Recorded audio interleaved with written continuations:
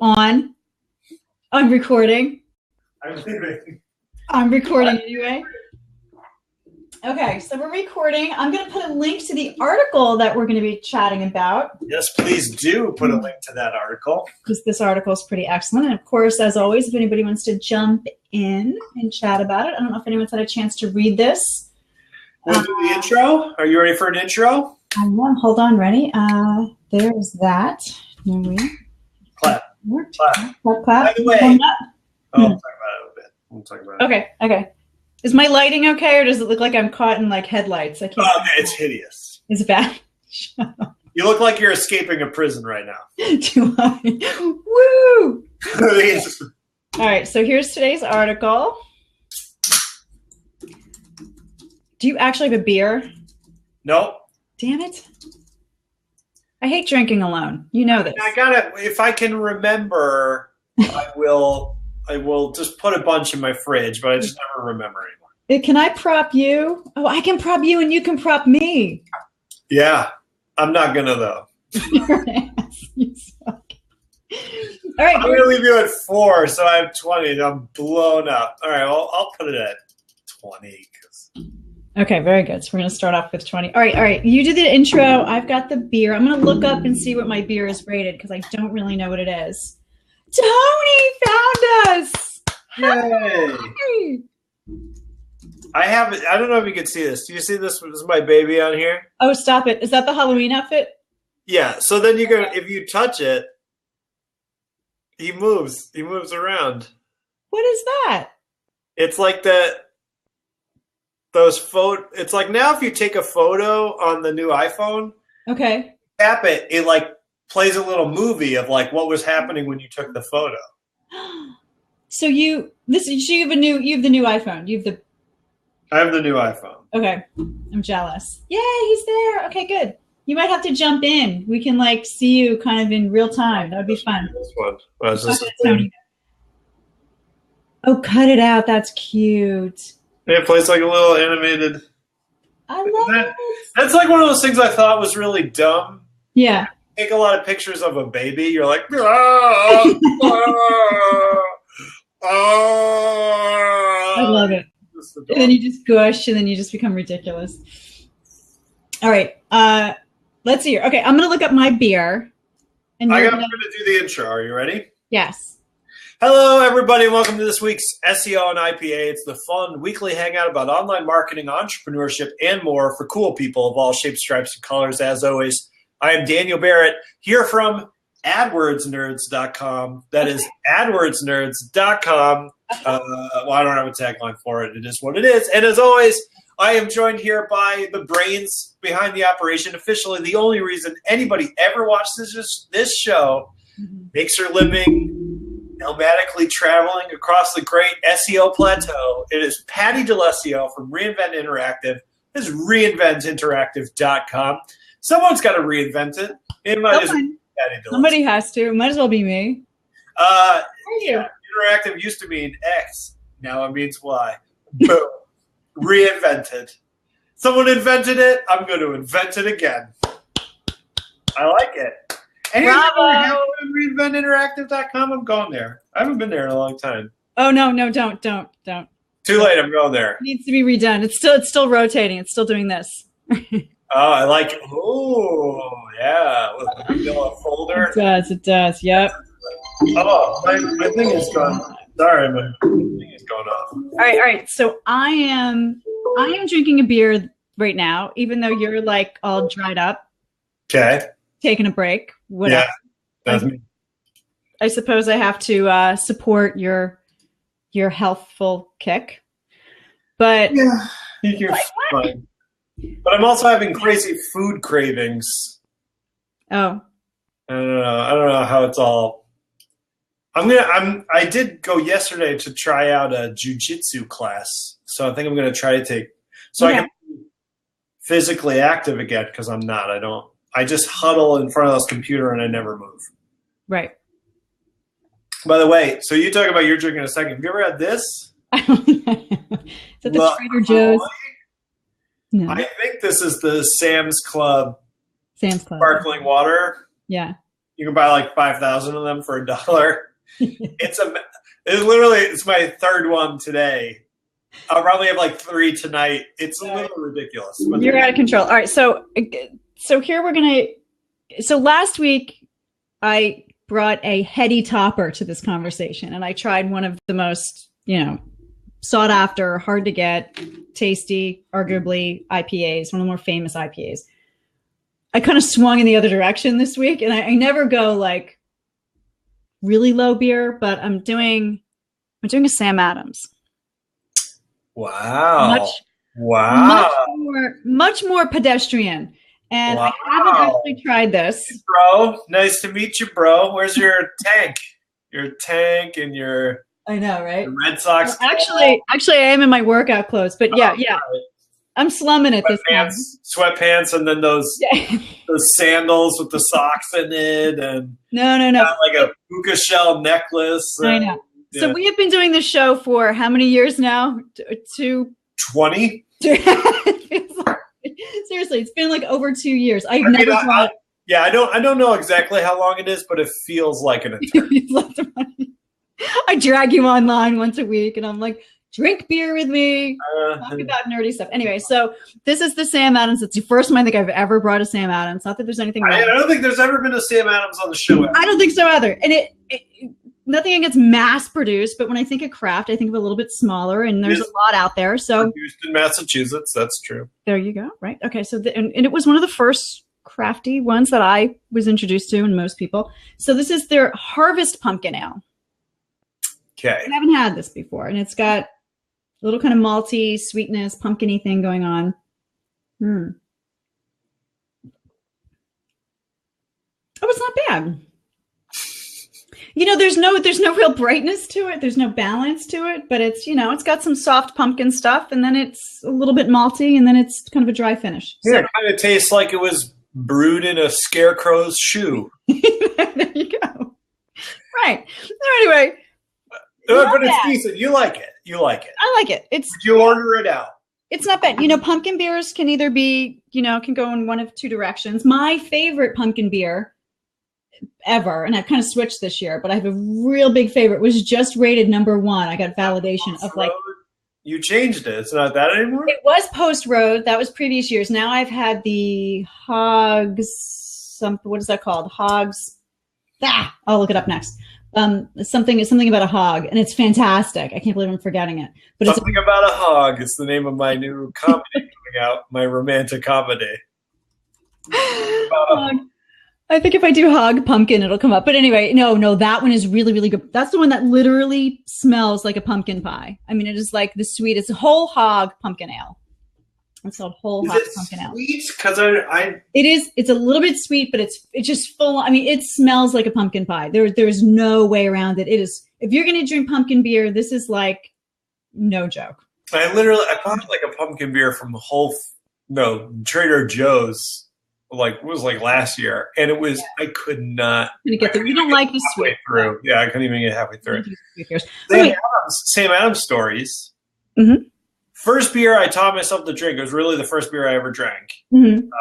Because I was like 28, and I was like, I'm going to teach myself to drink, and so I taught myself to drink beer by drinking Sam Adams Black Cherry. Okay. Which is, I had one a couple of years ago, and it is gross. Black cherry or the cherry wheat? The cherry wheat, right? Oh, yeah, sure, whatever it was. Yeah, it is. That's pretty cherry sweet. Yeah. Oh, good Lord. Yeah, I was just like, but if you don't like beer, yeah, great, because it tastes like cherry soda. Okay.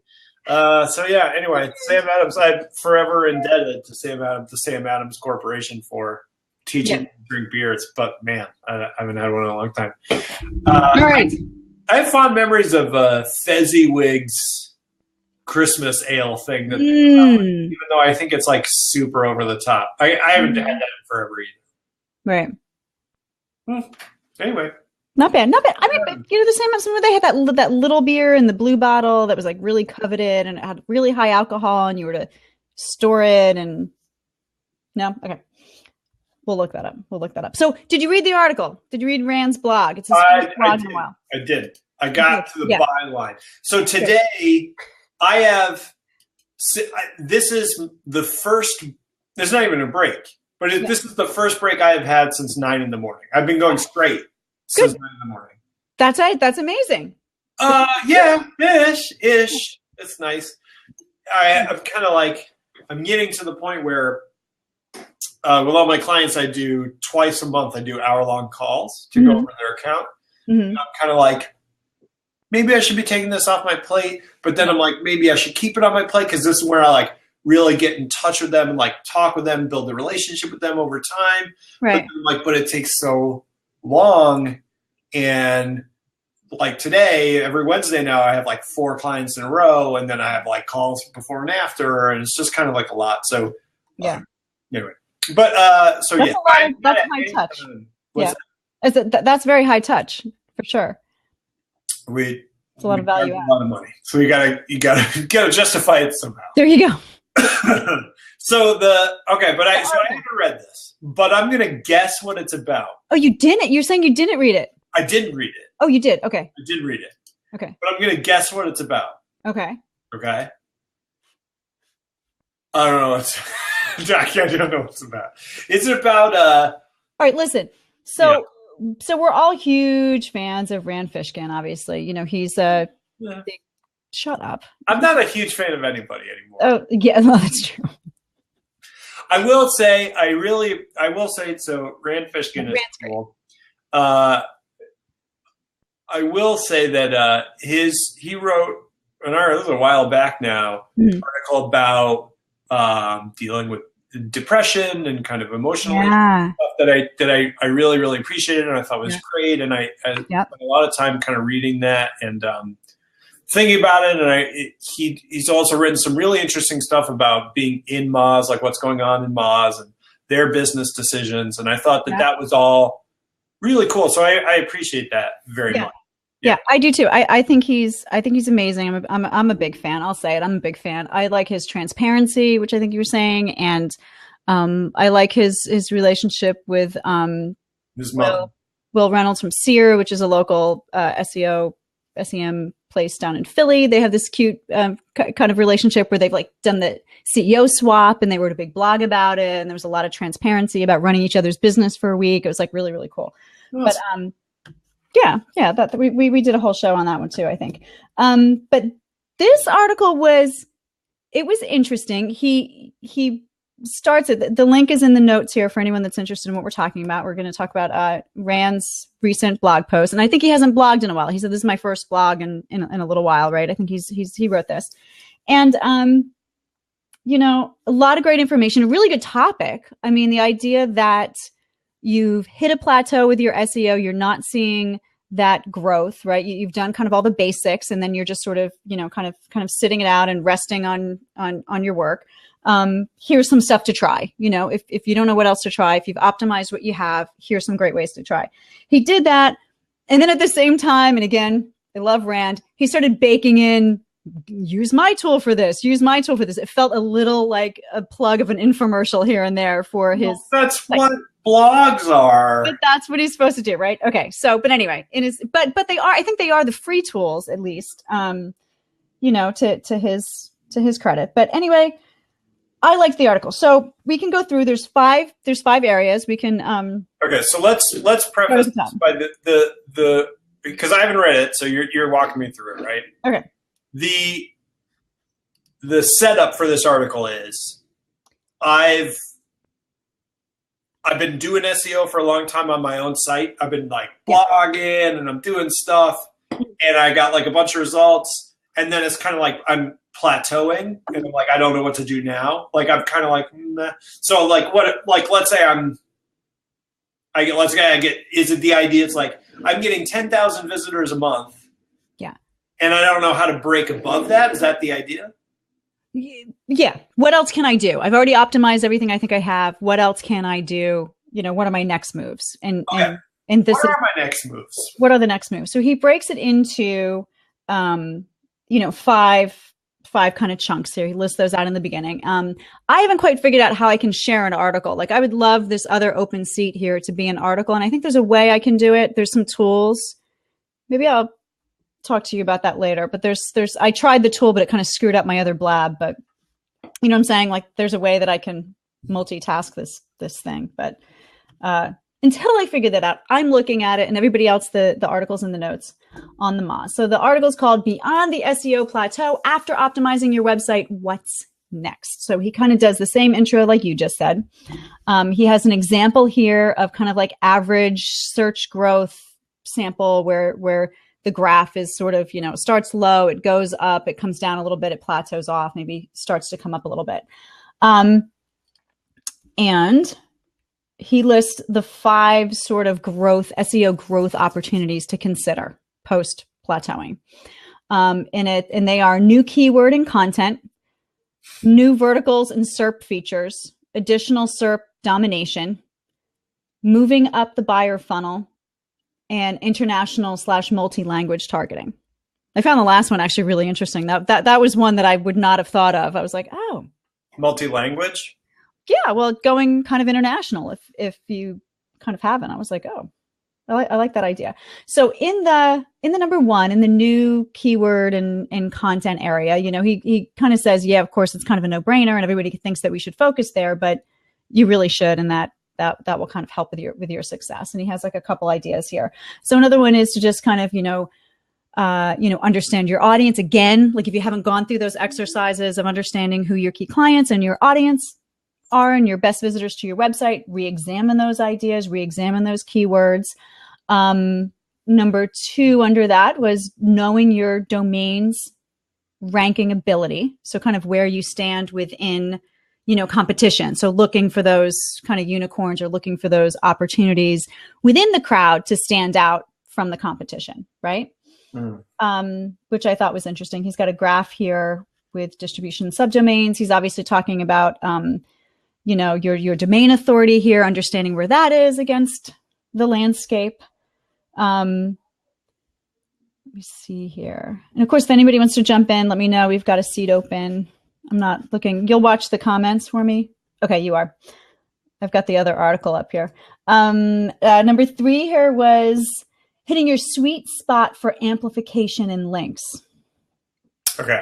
So again, kind of like not a no-brainer. I mean, if I was in this plateau, I would be thinking about some of these things. Where can I get new links from? Where can I seek amplification? Yeah, so here's the thing.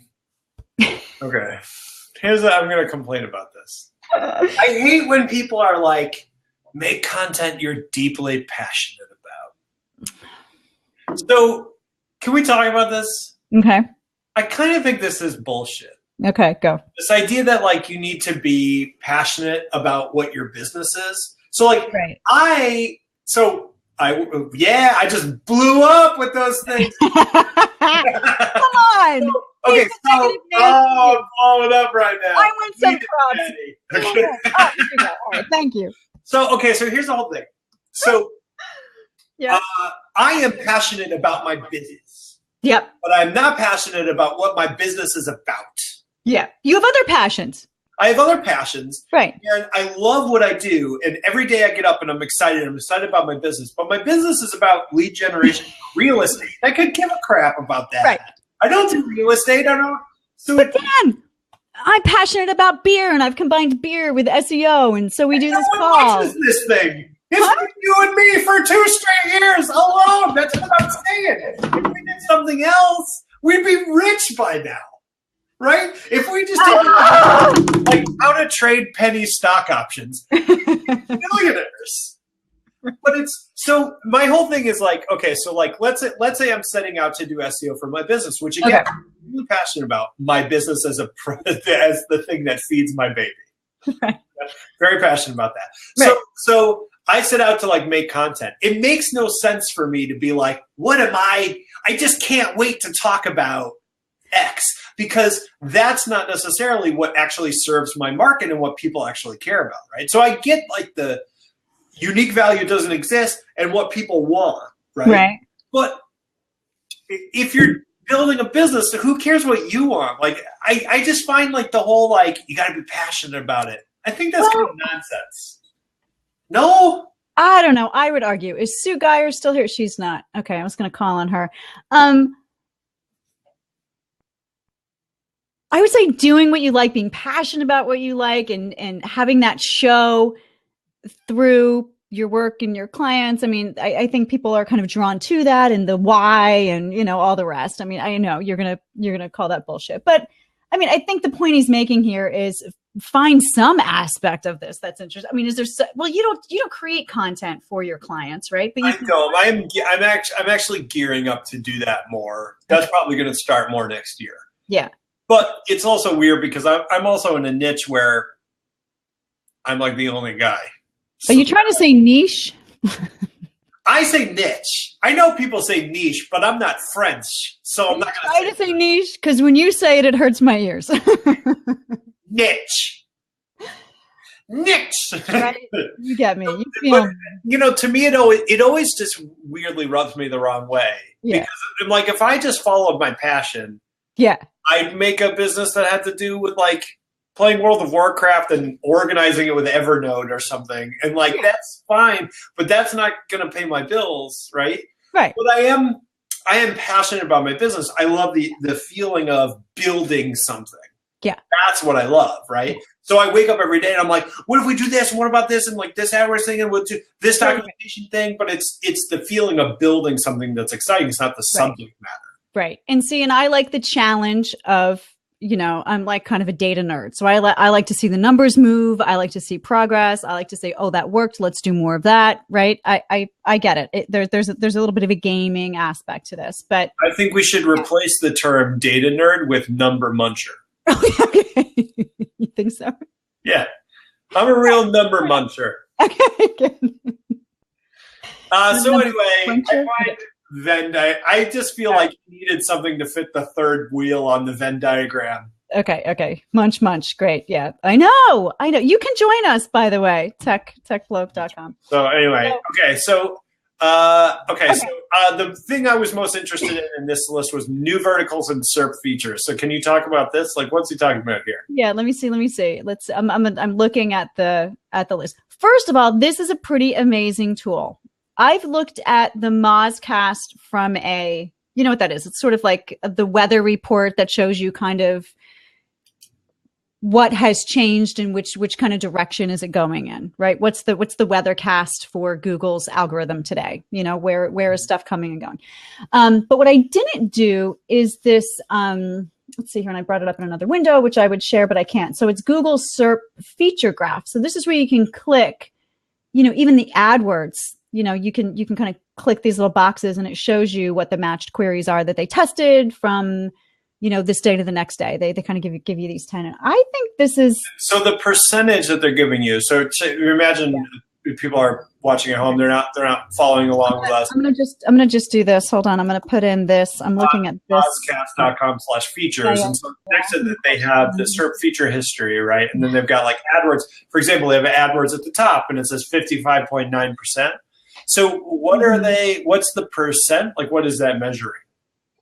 It is, you know, they tell you in the about. I had to kind of like, you know, poke around in this because I was kind of getting it as a, you know, Panda. You can kind of see. Have you ever seen these things where they kind of assess what Panda has done to your own personal stuff? So like there's a big dip, there's a drop. Okay, there's been a change in the algorithm. Something has changed from day one to day two. So they're basically, essentially, they're searching for these queries, and then they're saying like how many of the total number of searches that we did included some feature of this. So for example, 55.9% of the searches that they did featured an AdWords ad at the top, and 45 featured an AdWords ad at the end, and then 31% featured the reviews and the stars and so on and so forth. Okay. Yeah. Okay. So if you go to that features tab, you can kind of isolate each of the individual ones, right? Which I think is interesting because they call out things like site links and knowledge panels and images, and you can kind of see where that algorithm is kind of favoring what it's favoring, basically. So, like when he uses the term verticals, what he's using it to mean is the data format type that can be displayed in search. And so if I don't have, for example, site links, I'm like, okay, that's a vertical that I can now include on my thing and whatever, that'll increase my visibility online. Okay. So that's interesting. So that's, that was the second one. Vertical. So then what's a SERP feature? or are they the same thing? Well, let me see. I didn't break it out this way. So I think, well, maybe you're getting them confused. So the vertical, hold up. Well, because he says the list of verticals available through Google, and then he shows the list, right? And then he says verticals in less than 1% is probably not a great target. Then he says the process, if a vertical or feature appears in a substantive number of search results, I think he's kind of using them interchangeably. Yeah, I think you're right. Right. Oh, I guess new verticals. Maybe there's new ideas. Like, so for example, I don't know how much local SEO you work with, but over the last handful of weeks, that local pack, the Google Maps that used to be A, B, C, D, E, it would kind of take up a big part of your first page SERP, right? It used to be 7 or 4 or 3 or something like that. Now it is only 3. It will only be 3. It's 3 on both kind of mobile and on desktop. So it's, so that was a big drop. You can actually kind of see that in the Mozcast kind of like drop, and it's very low towards the bottom. So I think that the new idea is kind of keeping on top of the algorithm, which I think is a general theme through these 5 ideas. Once you've hit that plateau, where else can we go? Well, follow the algorithm. What has changed? What has brought up new opportunities? And what do you need to further optimize to match those algorithm changes and updates? Yeah. Okay, so that was number 2. Number 3, additional SERP domination. So again, I think he's talking about domains, the domain score, right? His algorithm, but he listed interesting example here. So if you show on the first page of Google, if your domain shows more than once for the same sort of search result, he's showing statistically what that does for your click-through rate. Say that again. If you're on the first page of Google more than once for the same sort of search query, right? So you appear in maybe position 3 and position 5. That collective idea that you're there more than once actually boosts your click-through rate. Say that one more time. Well, that makes sense. You tried me to drink, Dan Bear. Okay, you got it. But he quantifies it. That's the idea. Well, he does quantify it, but also, like whether you're first position or 4th and 5th position. If you're 4th and 5th position, it might give you an edge over, say, 2nd or 3rd position. You know what I mean? Because you're shown more than once. Because your name's on the page more than once, it garners an authority idea, or maybe a repeat of a brand idea to be shown more than once, your website. So like Quick Sprout, in his example, is kind of creeping up on him for the search term SEO guide, is how I'm interpreting what he's saying, right? So even though he's number 1 and something about Google is number 2, Quick Sprout is down there at the bottom in positions, what is it, 1, 2, 3, 4, and 5 and 6. So he's saying that that you'll get better, you can find multiple lower entries, not necessarily better just to have the first entry unless if you can get multiple lower entries. Exactly. And I love this tool. I use Moz tools. You and I have talked about this. I'm a Moz Pro subscriber. And there's this diagram on the page. Again, anybody listening, we've put a link to the article that we're talking about here, but it's his keywords ranking tool. And it's, are you looking at this, Dan, where he's got the different colors here over time? Yeah. Okay, it says maybe 2 and 3 aren't good enough. That's like a really great tool. Have you used this before? Have you reported with this? Or? I don't think so. Okay. Those little toggles at the bottom, you can kind of turn those off and on. So usually I look at, the first two color codes. I just care about page 1, where I'm ranking within page 1, what keywords I'm ranking for. And if you use this well, if you set up campaigns in the Moz Pro tool and you kind of give it all your keywords that you wanted to track over time, this will show you over time where you're kind of 1 through 3, where you're 1 through 3 position, where you're 4 through 10 position, and kind of where that's ebbing and flowing. And I find that really, really helpful, because that helps me have a conversation with my clients who are like, I'm Googling myself. I'm not seeing, I'm not coming up for this and that. And then I can kind of look back and have a conversation about where we are over time versus where in this instance. I hate when people Google themselves. I tell people... There it is. I started telling clients that when they Google themselves, they hurt their rankings, and their rankings going to go down. Every time you Google yourself, they subtracted Google point. Yeah, a kitten died. Google points. And when you spend them, they're gone. Every time you Google yourself, it costs a point. I know.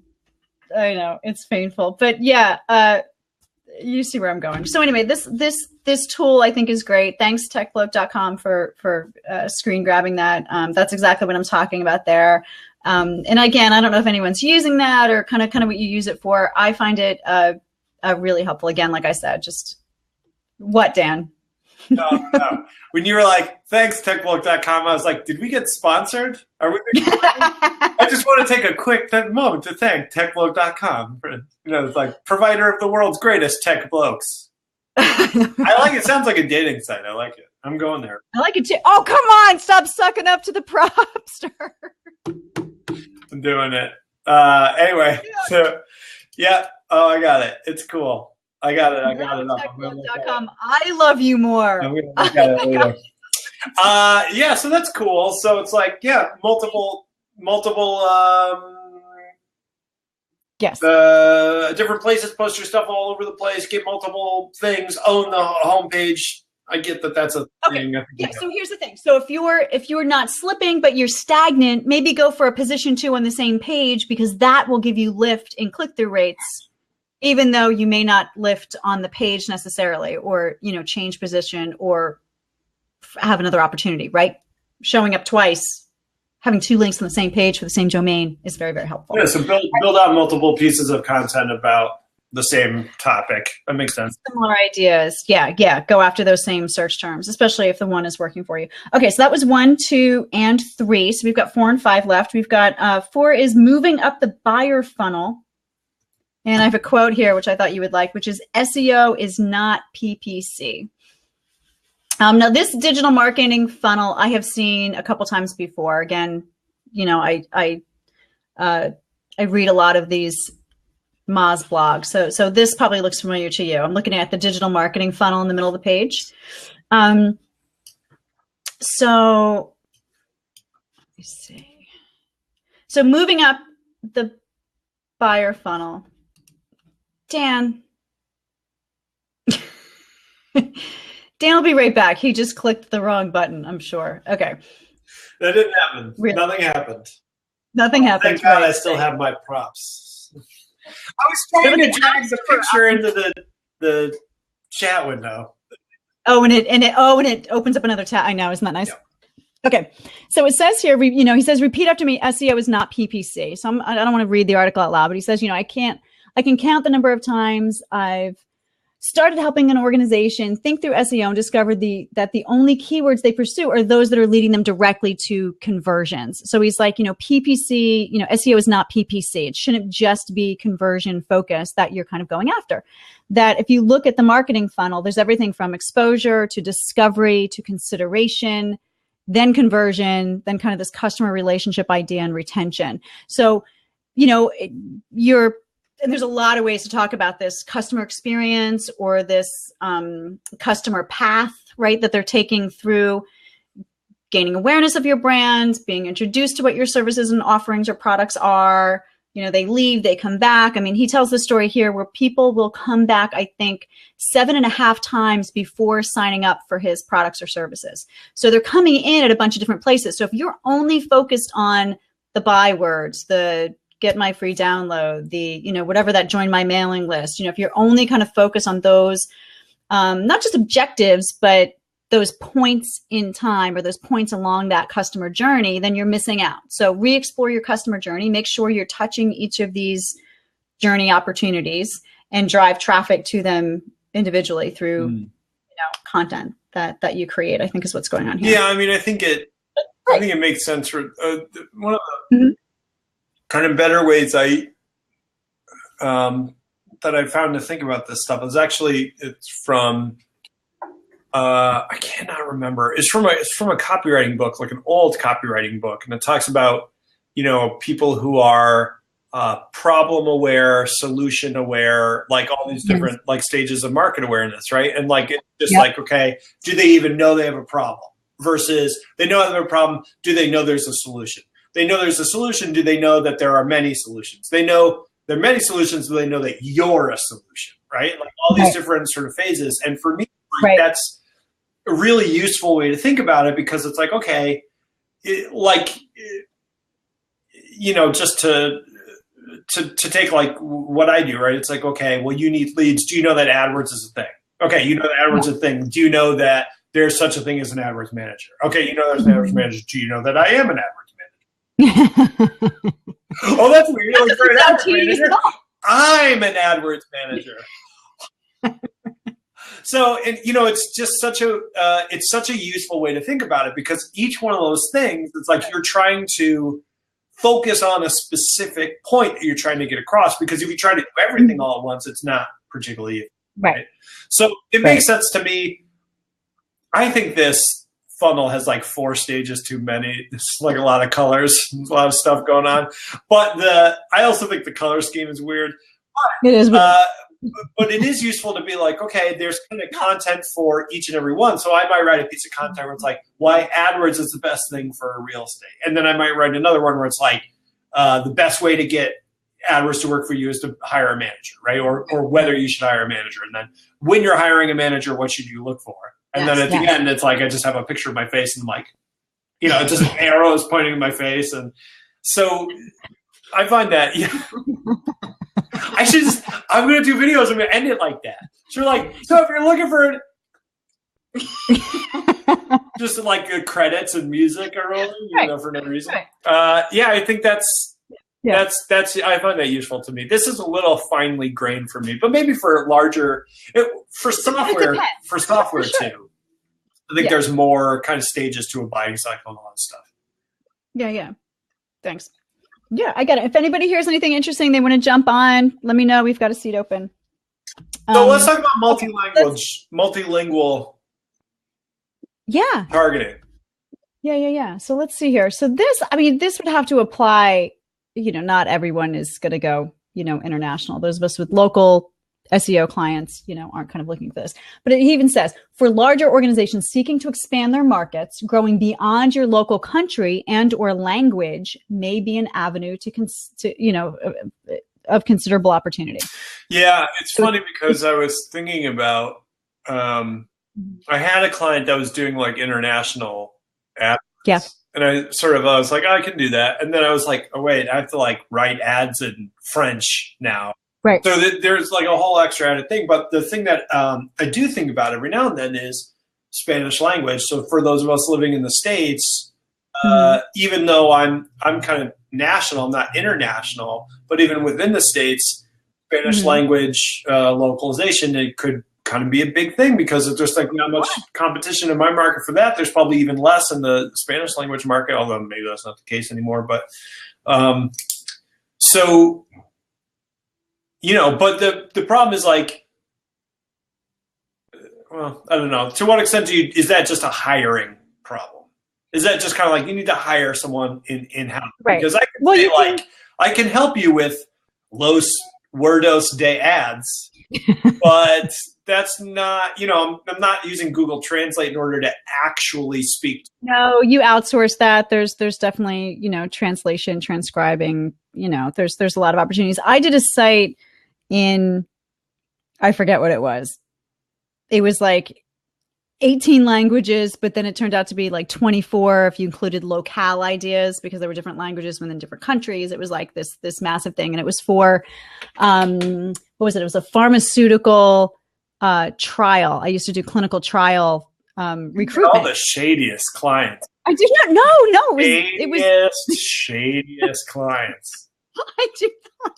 No, it was completely legit. So, I mean, applying AdWords to, because you can't wait for that SEO. It's like, people are researching and searching the disease or the condition. You can kind of serve them up that there's this within their certain, kind of radius. It was really interesting. I liked the project a lot.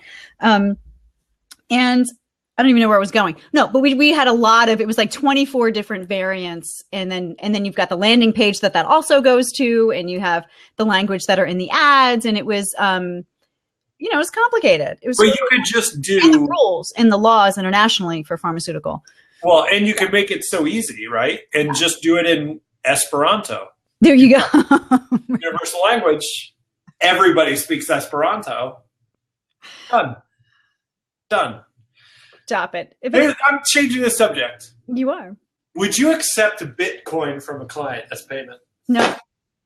Why not? Because I still don't understand that bullshit. You'd have to explain it to me again and again. I don't know about it either, but I'd take it. I'd be so excited that someone wanted to pay me in Bitcoin. I'd be like, yeah, how many? It's like a tenth of a coin. Hell no. See? Yeah, of course not. That's ridiculous. See, I think Bitcoin's where it's at. Is that like you have to do the thing where you like bite that? You know, you have to see if it's like real. Can I touch it? It's not real. You can't bite it. It's digital. That's like the thing. Tony, don't you give him props. He's being ridiculous. This is the thing, but the exchange rate goes all crazy. So like you could get like $1,000 in Bitcoin. Tomorrow that could be worth like $5,000. You're blowing up. All these That's because you're a fool, Dan Barrett. Oh, I don't know. I think Bitcoin is cool. I don't know. No? But I don't know. I just don't think it. I don't think it. I think it's weird. So, yeah. So I don't know. So what did you think of the article? Oh, we have a question. Oh, wait. Okay. So you've hit an SEO plateau, meaning you've done everything and you were sort of waiting for things to happen. You could also do some BBC. Well, yeah. And he's not. Yeah. Well, absolutely. Yeah, absolutely. PPC is. I prefer PPC. I think people. I know you do. I know. Oh, you could get paid in tacos. Yeah.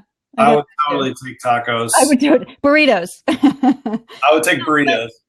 You know what we say in the PPC industry? Said burritos are just soft, edible money. Is that what you said?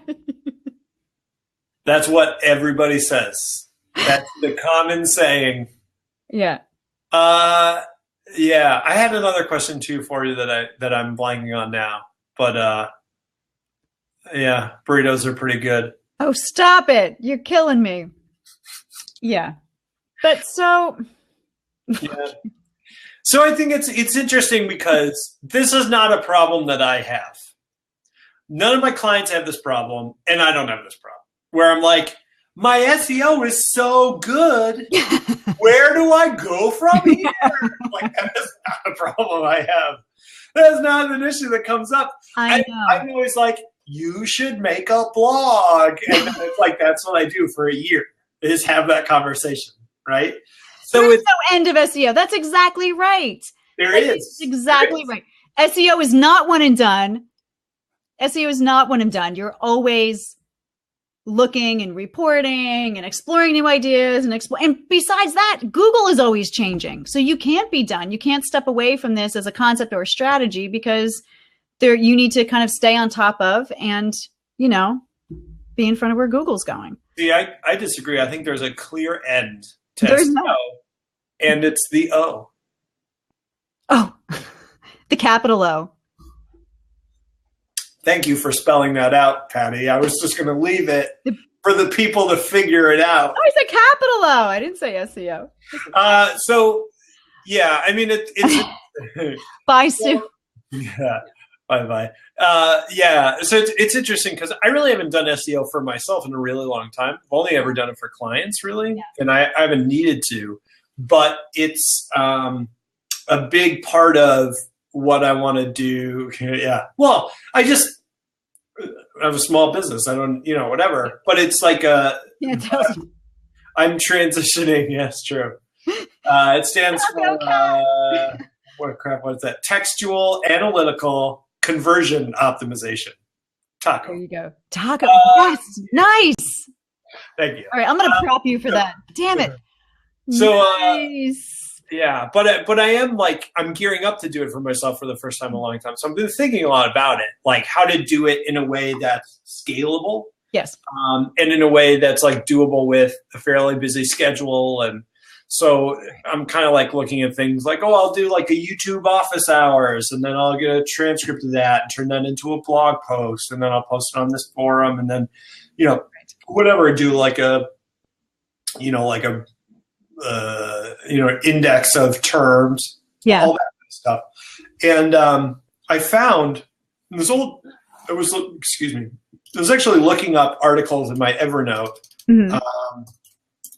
that I was kind of going through and just sort of looking through all this old stuff that I had been looking for, or that I had saved like over a long period of time. And I found this great article. It's actually from Moz, but it's several years old. And really thought it was extremely useful. And like a really good list. It was actually it was focused on software. I'm trying to find it now and I can't find it, of course. But kind of focused on companies or software as a service companies. Okay. And that's called SaaS, Dan. SaaS. Oh, sorry. So here it is. I got the link. I'll post my. Do I have the like the site it was originally from? Yes, I do. Okay. So I will post this link. Here's the article. There you go. I'm gonna post it in there. So it was how to grow 21 tactics to acquire customers. I just thought it was like it's from 2013. It was a really well written article. It had a lot of really interesting stuff. Talked about like double loop. This is not all SEO. Like talked about like double loop referral programs and in-app sharing and like sending postcards. And I just thought it was like a really concise, very kind of interesting ideas and sort of really good list of what kind of ways to do that, of which SEO is just one, right? I mean, you can grow a business many different ways. So I remembered that. And so I wanted to kind of post that article. So I thought it was pretty cool. So yeah, I mean, it's interesting to kind of dig back into it from my own business perspective after having been kind of out of it for a little while. I love it. Comment marketing is one of them. Yeah, that's the thing, right? He talks about it's like that's what they did. Is that what you do? You go and comment on other people's blogs and content? Is that what like literally comment box? Yeah, pretty much. That's pretty funny. Yeah, I think you have to look at this and remember some of this stuff has changed. So maybe get a new, researched a little bit, like the Haro, help a reporter out stuff isn't necessarily great for link building, but it's better for brand awareness, right? Yeah. Well, I mean, really not much of it has changed a whole lot. Not much of it is really SEO related, right? It's mostly just kind of like outreach and stuff like that. That's true. That's true. How to get. But I thought it was a really good, kind of breakdown. And I like that article. It really got me thinking about different ways to do stuff. But my main concern now is like I want to get back into it, but I also want to systemize it enough so that I'm not doing it all the time because I just don't have time. Right. So it's like building some sort of automated system or whatever so that if I put out content, I get the maximum leverage from it. Yeah. Dan is the king of auto magically tying his systems together. He's brilliant. Love that about you, my friend. Customer thank you cards. So they get really low meta, low-fi here. Yeah. I'm just really works. It helps with referral rates and stuff.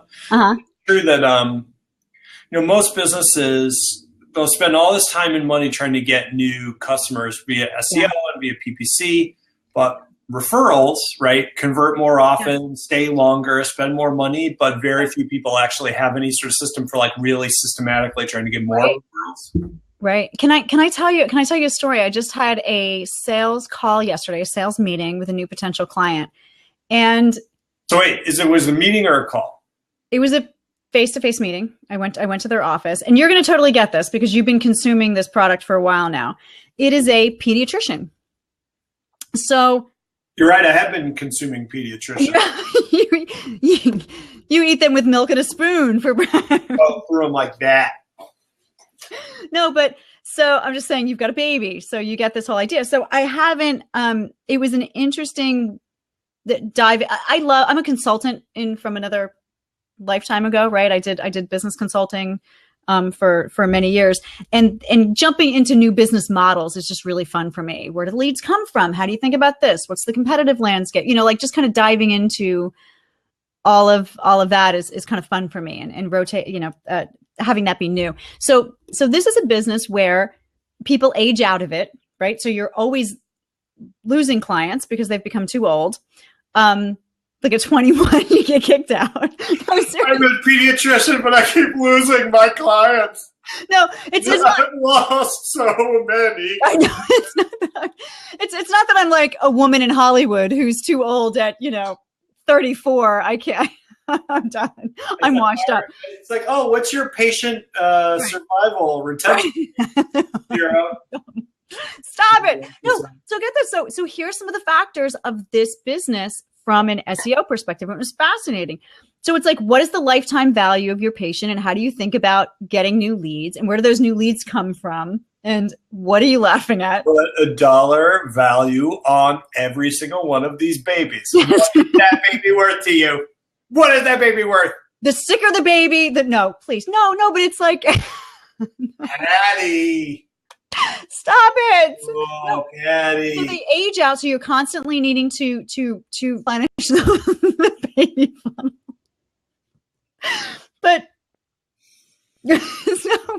so here's the thing. Word of mouth is huge because continue, please. I can't. You're making me laugh. No, so word of mouth is huge, but you need the mommy sphere of people to be chatting you up. You need to have good ratings online. You need your reputation management to be in line. You need, you get a couple dings there. People are going to, new mommies especially are going to hold issue with that. Can I just break in 1 second? Yes. Where do babies find their pediatricians? They go online and they search on Google. Don't you prop him for that, you idiot.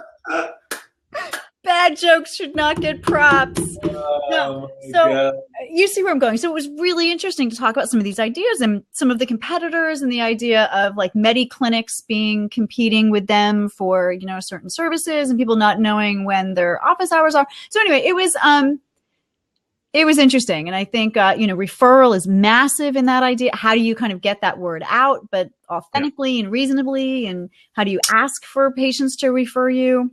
Google has a program for the medical stuff specifically, right? Google Docs. No. Yeah. Do not blow up right now. Do not prop his shitty jokes. No. I love the unintended consequence of this is that this is now a contest. Every single one of these is a contest between us. Oh no. I love it. I could actually crying out loud. All right. So it's like a mad prop. It so is not mad. So does anybody want to join us? Anybody want to join us today? I have to go. I've got to leave. Go. Are we done? Okay. Thank you. That's right. That's right, Tony. Oh, no, don't even it up. Tony. Don't even it up. Don't even it up. We got to log off. No, what are you doing? All right, time to go. I made the goo-goo joke. That was great, baby. No, it's awful. No. Okay, bye. Gotta go.